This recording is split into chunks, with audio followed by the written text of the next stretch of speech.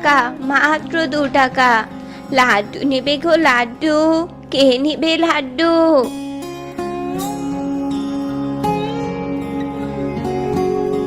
ও লাড্ডু দিদা, দাঁড়াও না, আমাকে একটা লাড্ডু দাও না।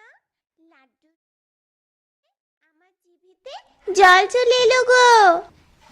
জিভেতে তো জল আসবেই, আমার হাতের বানানো লাড্ডু যে ভীষণ মজাদার। তবে তুই দাঁড়া দিদি ভাই, আমি তোকে লাড্ডু দিচ্ছি।